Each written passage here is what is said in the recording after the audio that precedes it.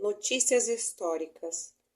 Para compreender realmente certas passagens do Evangelho, é necessário conhecer o valor de muitas palavras que neles são empregadas com frequência e que caracterizam o estado dos costumes e da sociedade dessa época.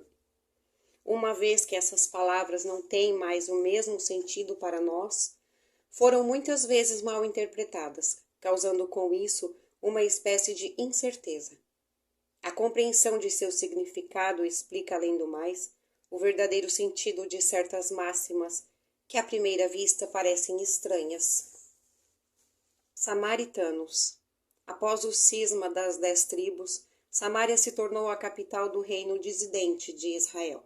Destruída e reconstruída várias vezes, foi sob os romanos, a capital da Samária, uma das 4 divisões da Palestina. Herodes o Grande a embelezou com suntuosos monumentos, e para lisonjear Augusto, lhe deu o nome de Augusta, em grego Sebaste. Os samaritanos estiveram quase sempre em guerra com os reis de Judá. Uma aversão profunda, datando da época da separação, se perpetuou definitivamente entre os dois povos, que evitavam quaisquer relações recíprocas.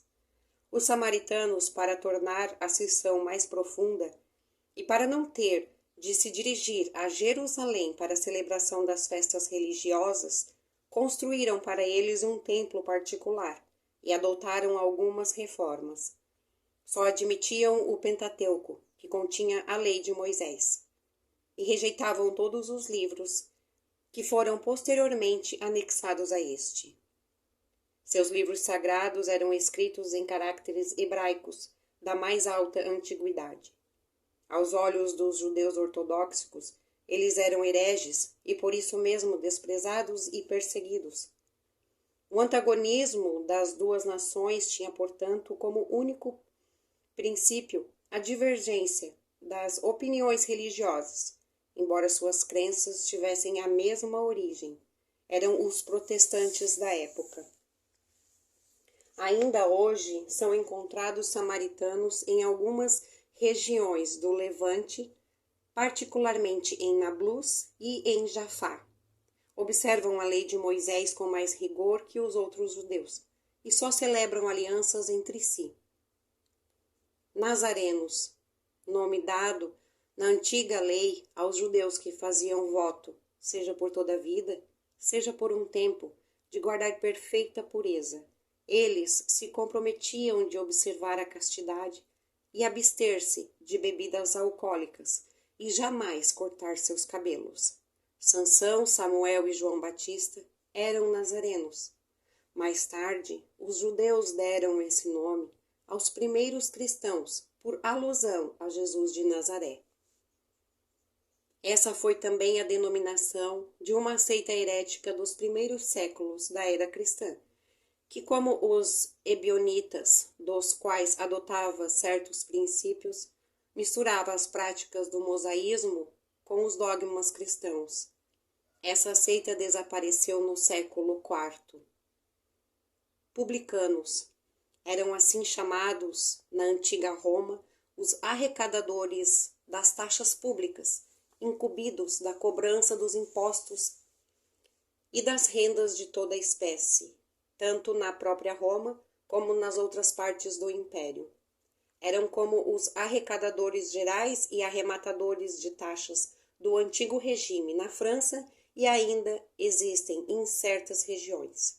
Os riscos que corriam levavam a fechar os olhos sobre as riquezas que muitas vezes adquiriam e que em alguns eram produto de exações e de lucros escandalosos.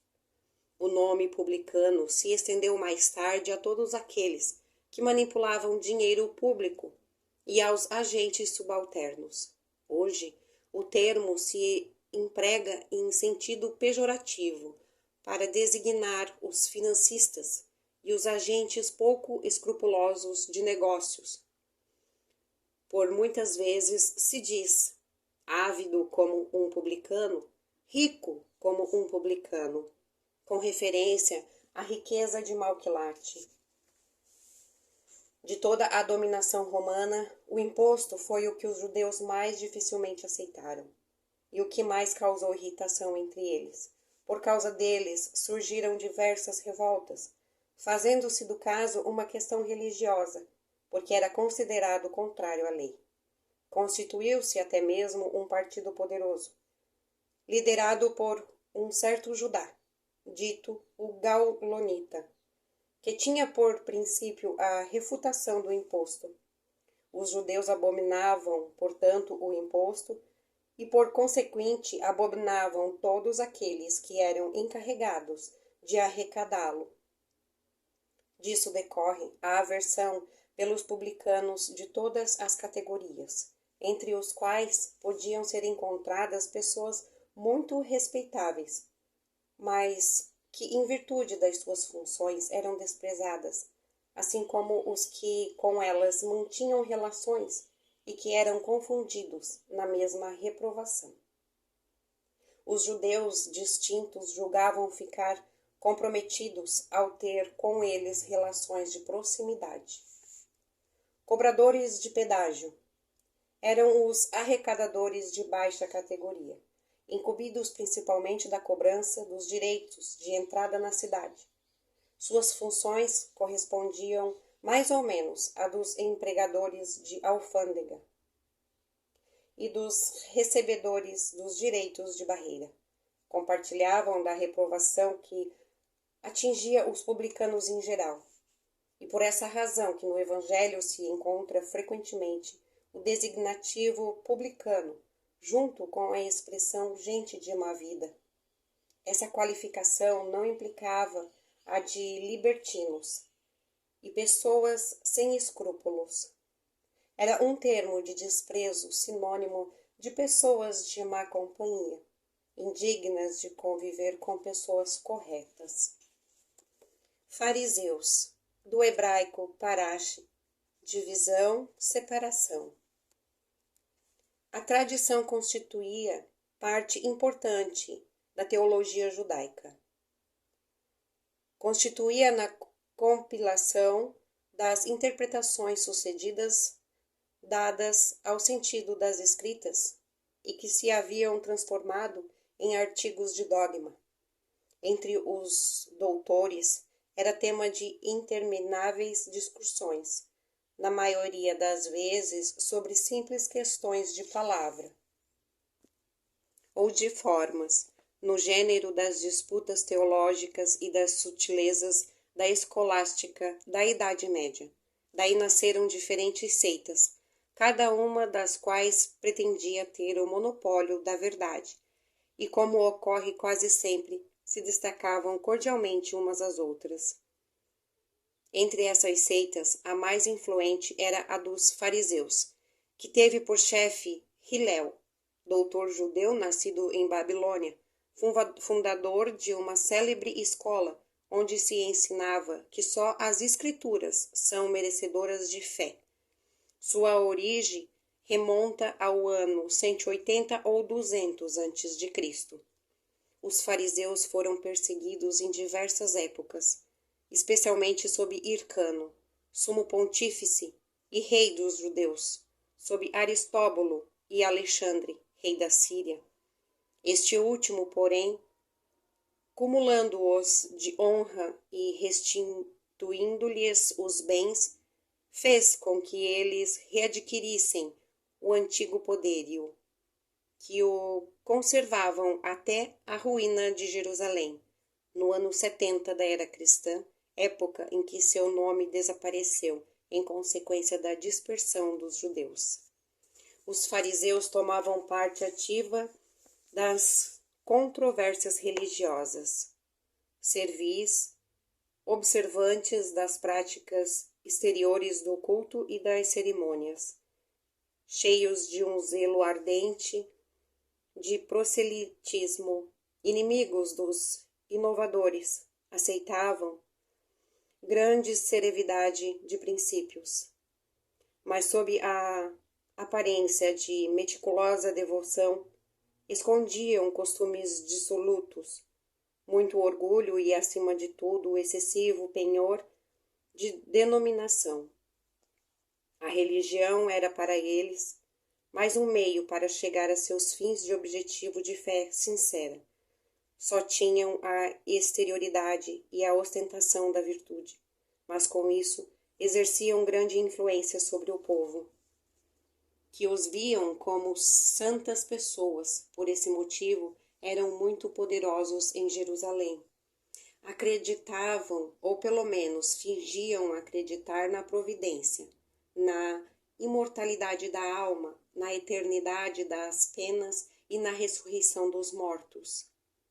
Jesus, que pregava acima de tudo a simplicidade e as qualidades da alma, que na lei preferia o espírito que vivifica a letra que mata, se aplicou durante toda a sua missão a desmascarar sua hipocrisia e fez deles, por consequente, encarniçados inimigos.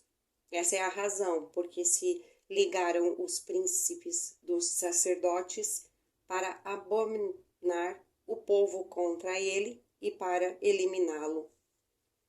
Escribas, nome dado no início aos secretários dos reis de Judá e a certos intendentes dos exércitos judaicos. Mais tarde, o designativo foi aplicado especialmente aos doutores que ensinavam a lei de Moisés e a interpretavam para o povo. Faziam causa comum para os fariseus, compartilhando de seus princípios e da antipatia contra os inovadores. É por isso que Jesus os confunde na mesma reprovação. Sinagoga, do grego sinagogé, assembleia, congregação. Na Judéia havia um único templo, o de Salomão, situado em Jerusalém, onde se celebravam as grandes cerimônias do culto. Os judeus se dirigiam a ele todos os anos em peregrinação para as principais festas como as da Páscoa, a dedicação e dos tabernáculos. Por ocasião dessas festas é que Jesus fez diversas viagens a Jerusalém. As outras cidades não possuíam templos, mas sinagogas, edifícios onde os judeus se reuniam aos sábados para fazer orações públicas, sob a direção dos anciãos, dos escribas ou doutores da lei. Nelas procediam a leitura dos livros sagrados, que eram explicadas e comentadas. Todos podiam participar. Por isso é que Jesus, sem ser sacerdote, ensinava nas sinagogas aos sábados. Depois da queda de Jerusalém e da dispersão dos judeus, as sinagogas nas cidades, por eles habitadas, lhes servem de templos para a celebração do culto. Saduceus, seita judaica que se formou em torno do ano 248 antes de Cristo, assim denominada por causa de Sadoc, seu fundador. Os saduceus não acreditavam na imortalidade da alma, nem na ressurreição, nem nos anjos bons e maus. Entretanto, acreditavam em Deus, mas nada esperando após a morte. Só o serviam em vista de recompensas temporárias, ao que, segundo eles, se limitava sua providência. Por isso, ao seu ver, a satisfação dos sentidos era o objetivo essencial da vida. Quanto às escrituras, atinham-se ao texto da lei antiga e não admitiam a tradição em qualquer interpretação. Colocavam as boas obras e a observância pura e simples da lei acima das práticas exteriores do culto. Eram como se vê os materialistas, os teístas e os sensualistas da época. Pouco numerosa essa seita, contava com personagens importantes e se tornou um partido político em constante oposição aos fariseus. Essênios, seita judaica fundada em torno do ano 450 a.C., na época dos Macabeus, e cujos membros, que habitavam espécies de mosteiros, formavam entre si um tipo de associação moral e religiosa. Distinguiam-se pelos costumes brandos e por virtude austeras. Ensinavam o amor a Deus e ao próximo, a imortalidade da alma e acreditavam na ressurreição. Viviam em celibato. Condenavam a escravidão e a guerra. Colocavam seus bens em comum e se dedicavam à agricultura. Contrários aos saduceus sensuais que negavam a imortalidade, os fariseus de rígidas práticas exteriores e nos quais a virtude era apenas aparente, nunca tomaram parte nas querelas que dividiam essas duas seitas. Seu gênero de vida se aproximava daquele dos primeiros cristãos e os princípios de moral que professavam levavam algumas pessoas a pensar que Jesus fazia parte dessa seita antes de iniciar sua missão pública. O que se tem como certo é que ele deve tê-la conhecido, mas não prova que se tivesse filiado a ela, e tudo o que foi escrito a respeito é hipotético. Terapeutas. Do grego terapeute, derivado de terapeuon, servir, cuidar, isto é, servidor de Deus ou curador. Eram sectários judeus contemporâneos de Cristo, estabelecidos principalmente em Alexandria, no Egito. Tinham muita relação com os essênios, cujos princípios adotavam como estes, dedicavam-se à prática de todas as virtudes. Sua alimentação era de extrema frugalidade. Votados ao celibato, à contemplação e à vida solitária. Formavam uma verdadeira ordem religiosa. Filon, filósofo judeu platônico de Alexandria, foi o primeiro a falar dos terapeutas, considerando-os uma seita do judaísmo. Eusébio, São Jerônimo e outros padres da Igreja pensam que eles eram cristãos. Fossem eles judeus ou cristãos, é evidente que, como os essênios, eles são um traço de união entre o judaísmo e o cristianismo. Sócrates e Platão, precursores da ideia cristã e do espiritismo. Do fato de que Jesus tenha conhecido a seita dos essênios, seria errôneo concluir que foi deles que tirou sua doutrina, e que se tivesse vivido em outro meio, teria professado outros princípios. As grandes ideias jamais irrompem de repente. Aquelas que se baseiam na verdade sempre têm percursores que preparam parcialmente seus caminhos, depois, quando o tempo é propício. Deus envia um homem com a missão de resumir, coordenar e contemplar os elementos esparsos, formando com eles um corpo de doutrina. Desse modo, não surgindo bruscamente a ideia encontra ao aparecer, foi presenciada vários séculos antes de Jesus e dos essênios, e cujos princípios precursores foram Sócrates e Platão. Sócrates, como Cristo, nada escreveu, ou pelo menos não deixou nenhum escrito com ele. Teve a morte dos criminosos, vítima do fanatismo, por ter atacado as crenças recebidas e por ter colocado a virtude real acima da hipocrisia e do simulacro das formas. Numa palavra, por ter combatido os preconceitos religiosos. Do mesmo modo que Jesus foi acusado pelos fariseus de corromper o povo com esses ensinamentos, ele também foi acusado pelos fariseus do seu tempo, visto que sempre os houve, em todas as épocas, de corromper a juventude ao proclamar o dogma da unidade de Deus, a imortalidade da alma e da vida futura. Do mesmo modo ainda como só conhecemos a doutrina de Jesus por meio dos escritos de seus discípulos, só conhecemos a de Sócrates por meio dos escritos de seu discípulo Platão. julgamos convenientemente resumir aqui os pontos mais relevantes para mostrar sua concordância com os princípios do cristianismo.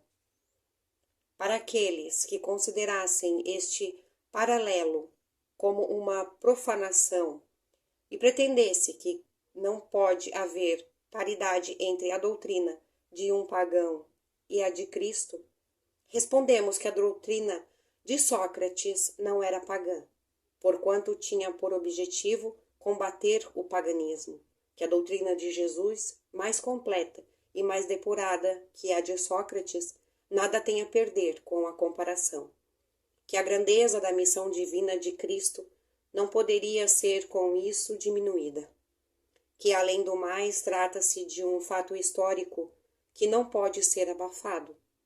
O homem chegou a um ponto em que a luz emerge por si mesma de sob a alqueire. Ele está maduro para olhar de frente, tanto pior para aqueles que não ouçam abrir os olhos. Chegou o tempo de encarar as coisas abertamente, e do alto, e não mais do ponto de vista mesquinho e acanhado dos interesses de seitas e de castas. Além disso, essas citações provaram que se Sócrates e Platão presentearam a ideia cristã em sua doutrina, encontra-se igualmente os princípios fundamentais do espiritismo.